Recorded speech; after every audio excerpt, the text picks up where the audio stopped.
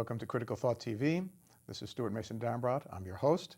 We're speaking with Dr. Randal Koene about substrate-independent minds. And right now, Dr. Koene, one thing I'd really like to ask you about is something that I read in your papers that is completely fascinating to me. I couldn't get enough of it, and that is universal Darwinism that occurs in an information universe in which the nature of universal Darwinism is pattern survival rather than gene survival. Right. Take it away. Okay, well, this is something that, of course, I had to think about at some point. I mean, what are the motivations? What drives me to want to do something like substrate-independent minds? Why could it be important, or why would you even want something like this? And one of the things that I was thinking about is what happens if you think in really big terms, big picture, long term. Look at the universe from, say, a perspective many billions of years ahead or so. What do you assume has happened to it?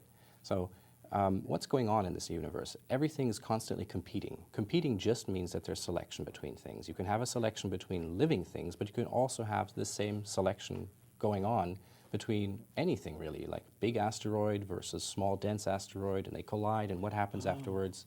So you could even universal call Darwinism. superposition and collapse a form of competition in some abstract way. There is, yes, because competition is really just a term where we describe a selection going on, and we say something is the winner and something's the loser. So you know that there's always this thing going on.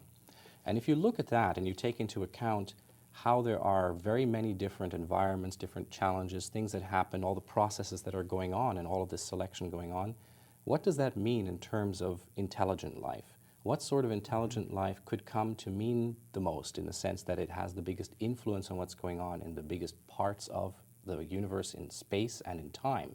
So what occupies the most space-time? And then, well, the conclusion that I came to is, well, it has to be something that can adapt to so many challenges and environments, something that's really flexible and adaptable, so substrate independent, for example. And that's where that differs from genes, which are developed to work and be selected for within the environment of the Earth in the current time, and really just within a very small window of our history. That's where we appear, and our genes are selected for. So that would indicate that perhaps that long term, the genetic mode of expression. I remember, to paraphrase Kurt Vonnegut, he said, "Life is just the gene's way of, staying alive." That's absolutely correct. Yeah. It's really about the genes and not about us. That's where it started. The only reason we're here is because it happened to be a useful way for genes to replicate themselves. So what happens then in this far future, which is occupied by life in the form of patterns that are selected for through this universal Darwinism, where there's almost the potential for a blurring of the lines between the organic and the inorganic, because everything's competing for an intelligent occupation of space-time. So what happens then to genetic replication in a pattern replication environment? Well, it's not so much that something happens. It's more that genetic replication is just one small subset of possible ways in which patterns can replicate. And these, they optimize towards the replication of these patterns of DNA, so sequences of bases that may be very meaningful in terms of the survival of certain sets of DNA, but it's not very meaningful to the things that we personally care about right now. So what has happened? Minds have evolved from all of this genetic replication, and in those minds we have completely different interests, things that have nothing to do with what is the DNA that we have versus the DNA of a bird or a lizard or an ant. Is it really interesting what those bases are? Only in terms of how it influences what we can do with our minds, our capabilities, etc. So that's what we really care about now, more than we do, say, which genes happen to have spread the most on the planet.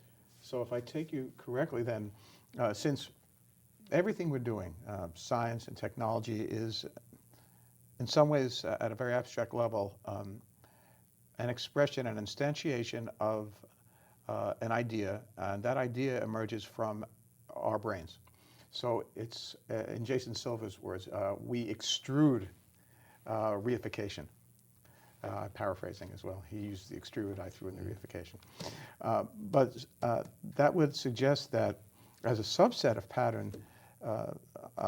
pattern survival, would something would a gene then be considered a subset, if you will, of something like a meme, whatever that is like in this distant future? Is a meme as an ideational component analogous to a pattern that's more abstract? When I think of contrasting memes as a type of pattern, or not necessarily memes, but the thinkers of memes who then propagate memes, versus genes, it's that the one takes place in that area where we seem to have a great interest in what goes on, the sort of thing that we write about in history, like the kinds of new society that we create, or the sort of inventions that we come up with. Whereas genes are really just about constructing a body, and then that body becomes a good environment for those genes to survive in and replicate and carry on. Oh, I see. That's even better. Because what we're saying is it's not the thoughts or the memes that are the patterns, it's the thinkers.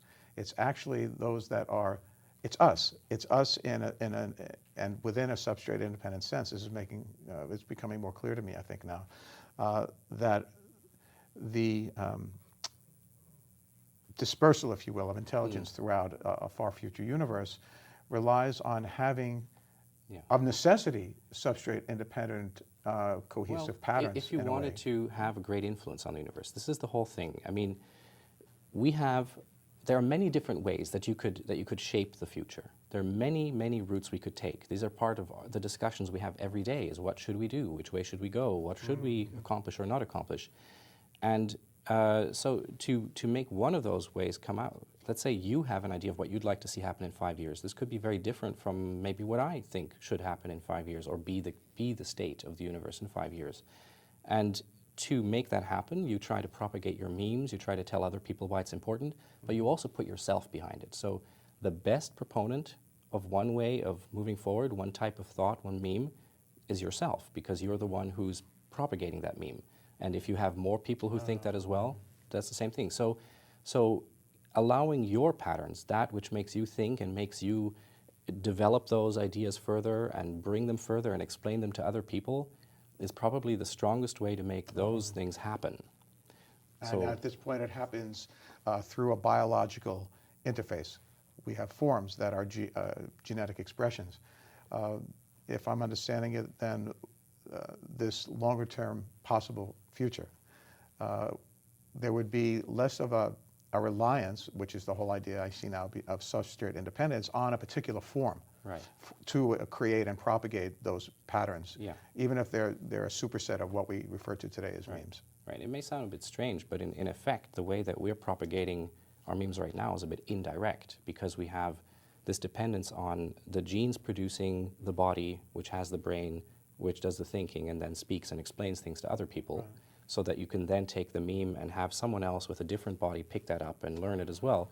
Whereas you can just have basically the thoughts, the brain that is producing these thoughts, be able to exist in a variety of different forms, not worrying about how they come about, whether that's developed through biological development of a body from genes, or whether it's a mechanical body or a virtual body or whatever you want to do, as long as those thoughts can continue and can spread in a way.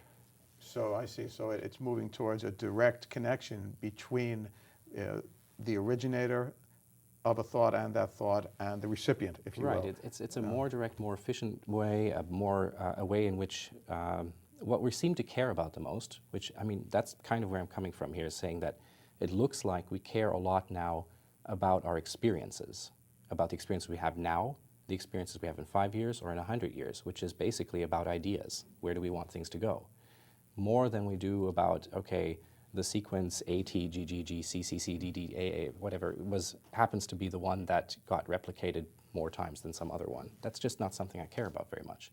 And also there's the whole differentiation that you mentioned in one of your papers between seeking rewards from the material consequences of pushing an idea forward, and just the joy of ideating. You didn't use those terms, but I'm using it. The actual pleasurable experience in creating an idea and seeing that flourish.